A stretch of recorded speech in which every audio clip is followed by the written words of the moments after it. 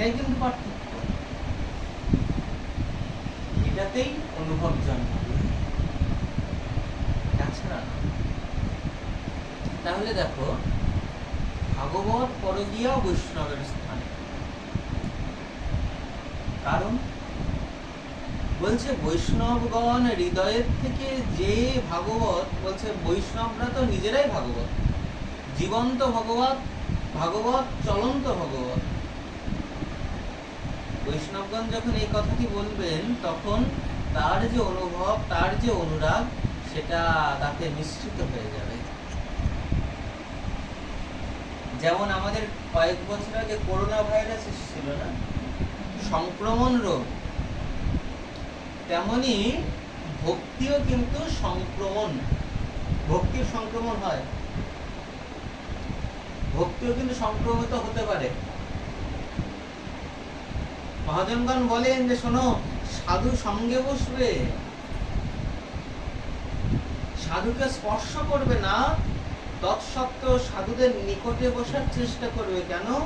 সাধুকে স্পর্শ করে যে পবন বা বাতাস বইছে, সেই বাতাস যখন আমার হৃদয়ে স্পর্শ করবে বা আমার অঙ্গে স্পর্শ করবে, প্রেম আসতে পারে, প্রেম আসতে পারে। প্রেম প্রাপ্তির একটি উপায়, সেটি হচ্ছে সাধু সঙ্গ। আর এই সাধু সঙ্গ, সাধু কাকে বলে? সাধু কাকে বলে?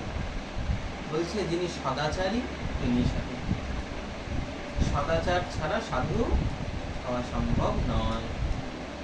তাই এই সাধু সঙ্গে যদি অনুশীলন হয়, অনুশীলন হয় ভজন, সাধু সঙ্গে অনুক্ষণ।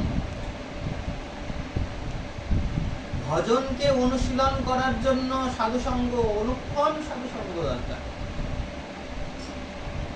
অনুক্ষণ। বলছে যে না বাবা, একদিন তো সপ্তাহে একদিন পাঠ করতে আসো, অন্য দিনগুলো কি করে অনুক্ষণ সাধু সঙ্গ করবো?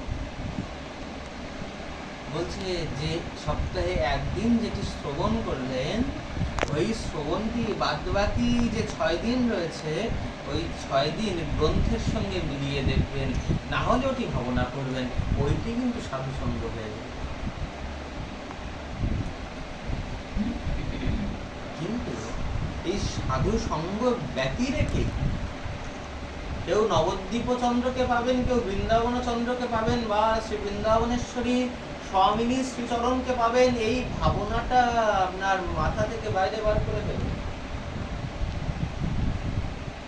সাধু কৃপা ব্যতীত যে পাওয়া যায়, সাধু কৃপা ব্যতীত যে নাম পাওয়া যায়, ধাম পাওয়া যায়, লীলা পাওয়া যায়, এই ভাবনাটাকে বাইরে বার করে ফেলুন,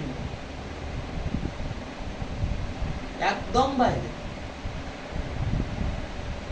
না তুমি নাম পাবে, না তুমি ধাম পাবে, না তুমি লীলা বুঝতে পারবে, কিছু বুঝতে পারবে, কিচ্ছু বুঝতে পারবে। শ্রী জগন্নাথ সিদ্ধ বাবা, মহাসিদ্ধ জগন্নাথ দাস বাবাজি মহারাজ বলেছিলেন যে আগে ব্রজলীলায় কিছু হওয়ার চেষ্টা করো, তারপরে গৌরলীলা বুঝতে এসো। ব্রজ যার অনুভব হয়নি, তার গৌরলীলা কোনোদিন অনুভব হবে না।